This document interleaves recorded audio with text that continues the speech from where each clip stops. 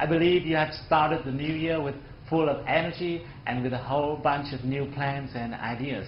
In this video, I'd like to tell you 4 things that all successful language learners keep doing to achieve what they want to achieve. And at the later part of this video, I also share with you a small tip that will help you pronounce English in a better way. I'm not sure what plans and projects you have for this year, but as you're watching this video, I guess English is still a roadblock on your way to success. And if that is the case, I hope that overcoming it is one part of your plan for this year. I'm using the word overcoming because I don't like words such as enhance or improve. You may have been improving it for quite long already, haven't you? Learning English is not a long journey, and if you're tired of those improvements or enhancement or enrichment, that's a really good signal. Now I think it's time for you to make a decision which is more venturous or audacious. A decision says you have overcome the language obstacle at a specific point of time that we can see it clearly in the near future, such as by the end of this year or in the middle of the next year, at the time you have been able to hear and speak or even present in English confidently, no matter you're in a meeting with your foreign partners or in a job interview with a multinational corporation. The only one thing which is more important than anything else is your decision. Once you have decided that language is not something that can block you on your way to success, then nothing can stop you. Nothing. For several years, I have been observing many language learners, and I kept wondering why some people can learn faster than others.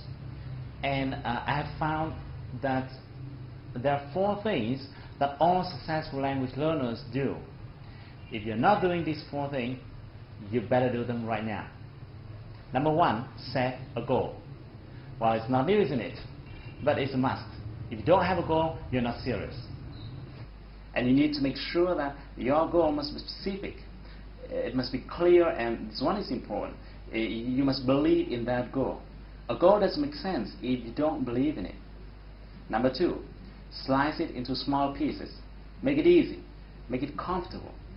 There's a famous question that says, how to eat an elephant? And his famous answer is, just eat it, one bite at a time. You should do the same with your goal. Slice it into smaller goals. Set a specific schedule for each one. It should be so specific that you must be very clear about what you have to do this evening in order to be closer to your goal. And number 3, be ready to face your roadblocks. No matter what kind of goal you are setting for yourself, there will always be obstacles and difficulties. If a journey is too flat, it means the goal you set is mediocre. Big goal always comes along with big obstacles. Your job is to overcome the challenges one by one and stick with it until you achieve your goal. And finally, ask yourself this question: is what I'm doing now getting me closer to my goal? Every time you do something, ask yourself this question. That's a really powerful question.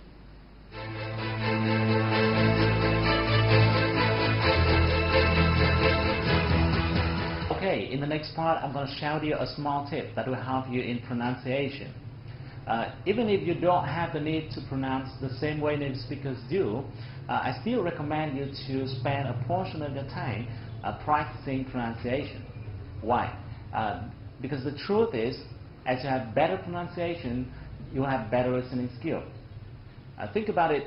If you could speak the same way native speakers do, would you be able to hear them when they speak? Yeah, it is, isn't it? But this is what most people do not pay attention to, because people would normally think, well, I'm not seeking for perfection, or I don't have years living in the US or UK, so it's okay for me not to pronounce well. No, it's not true. Learning pronunciation is about learning a skill. It's not about art, or it's not about talent. If you practice it often enough, you'll be proficient at it. However, more often than not, when you just start out practicing pronunciation, the problem is every time you hear a native speaker produces a new word, you would probably have the feeling of being unclear about what the sound is like. This is absolutely normal because the first time you hear a strange sound, you'll probably experience that feeling. And consequently, you might be tempted to look at the text version of that word, hoping to get a better feeling of how it's pronounced. Even though doing that way may make you feel a bit more confident, but the fact is, looking at the text will likely drive you to pronounce the way which is not really close to the way native speakers do. In other words, the way a word is written may fool you and make you pronounce improperly. The reason is every language has its own way of pronunciation of a certain vowel or consonant. For example, the pronunciation of the consonant G in English, like Google, is slightly different from that of the G in Vietnamese. Or the vowel N in the word man is slightly different from the vowel An in Vietnamese. Therefore, in order to pronounce the way American or English people do, you need to ignore the writing aspect of words. What you should do is to close your eyes, focus into your ears, and to recognize the sound you hear. This is a simple technique that can help you recognize the sound more easily.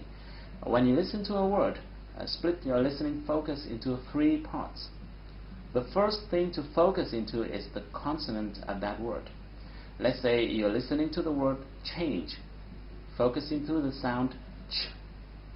You'll find that this sound is similar to the consonant of words like choose or chat or cheer. The second thing to focus into is the vowel of that word. With the word change, this time you try to recognize the sound A. You'll find that this vowel is similar to the vowel of words like gain or rain or lane. And the last thing to focus into is the ending sound of or the final sound of that word. With the word change above, this time you try to recognize the sound J. You'll find that this sound is similar to the ending sound of words like forge or large or badge. By doing so, you'll be able to recognize the whole word more easily. Now, don't think that this is time-consuming. The fact is that English, as well as any other language in the world, has a certain amount of vowels and consonants, and they're repeated over and over again among your vocabulary. Once you spend a certain amount of time practicing them, you will find that your pronunciation skills and listening skills as well will change dramatically. Okay, I have to go now. Thank you for watching this video. If you like it, share it with your friends. I hope to see you soon, but until then, take action. Do something to move closer to your goal, because if you want to shine tomorrow, you've got to sparkle today.